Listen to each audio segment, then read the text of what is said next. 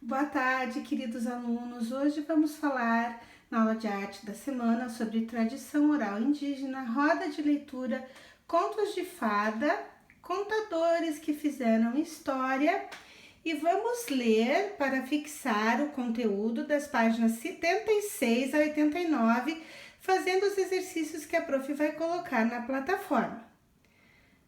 Ok? Desde muito tempo, as pessoas contam história com livros, contam histórias apenas oralmente, conversando. Uma história que é contada na nossa casa pelo nosso avô, uma história da vida dele, também é uma história. Uma história que o nosso amigo nos conta sobre uma aventura, sobre uma situação que aconteceu, também é uma história. As histórias, elas existem desde muito tempo atrás. Começaram há muito tempo atrás. Os índios já contavam histórias. O pajé, o idoso da tribo, ele contava histórias para um grupo de crianças, as quais escutavam sobre o mar, sobre a lua, sobre o sol, sobre as aventuras de caçada, sobre aventuras de pescaria, sobre a natureza, os remédios que existem na floresta. Enfim, o idoso escolhia vários temas para contar histórias para as crianças da tribo. Então, temos essa tradição desde muito tempo. A Lígia Pape, que é uma artista plástica, ela fez um livro que fala sobre a criação do mundo. Esse livro conta em 16 páginas com desenhos que às vezes até remetem a figuras geométricas, conta a história do mundo, como na concepção dela, da maneira como ela pensa, o mundo foi criado. Ela fez muitos desenhos, esses desenhos formaram um livro e ele está em Madrid. A prof vai colocar um vídeo para vocês no Museu Reina Sofia. Então, a Lígia Pape, uma artista plástica, teve a sua ideia de criar um livro apenas com figuras. E existiram muitos senhores e senhoras que resolveram contar histórias para crianças. Eles foram os irmãos Grimm, que contaram muitas histórias, irmãos alemães, que contaram muitas histórias, João e Maria é uma delas. Tivemos aqui no Brasil Monteiro Lobato, que contava a história sobre o sítio do Pica-Pau Amarelo, Câmara Cascudo, que também contava histórias brasileiras. Tivemos desde o passado mais remoto o Homero, que contou a história sobre Ilíada e a Odisseia. Num cavalo de Troia aconteceu uma série de aventuras e foi ganhada até uma guerra.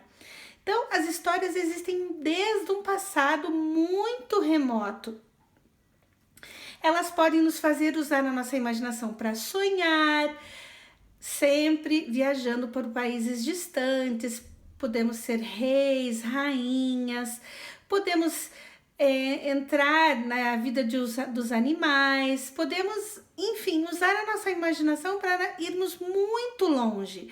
Os livros nos fazem sonhar, nos fazem ficar com medo, ficarmos atentos para o que vai acontecer, enfim, fazemos muitas aventuras quando lemos um livro.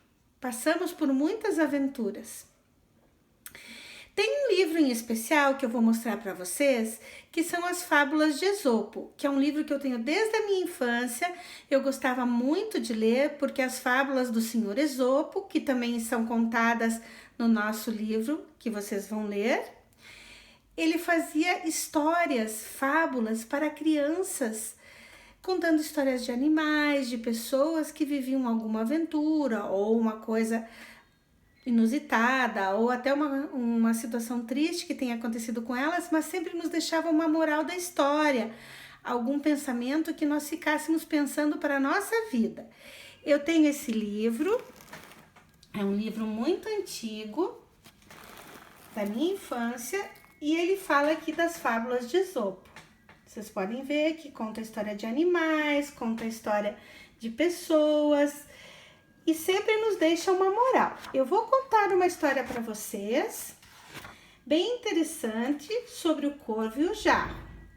Um corvo quase morto de sede foi a um jarro onde pensou encontrar água. Quando meteu o bico pela borda do jarro, verificou que só havia um restinho no fundo. Era difícil alcançá-la com o bico, pois o jarro era muito alto. Depois de várias tentativas, teve que desistir desesperado. Surgiu então uma ideia em seu cérebro. Apanhou um seixo e jogou-o no fundo do jarro. Jogou mais um e muitos outros. Com alegria, verificou que a água vinha aos poucos se aproximando da borda. Jogou mais alguns seixos e conseguiu matar a sede, salvando a vida. Então, a moral da história é: água mole, pedra dura, tanto dá até que fura. Com isso, você fica pensando que ele quer nos ensinar que não podemos desistir das coisas. O corvo não desistiu. Quando temos algum empecilho, devemos tentar derrubá-lo para continuarmos para alcançar o nosso objetivo.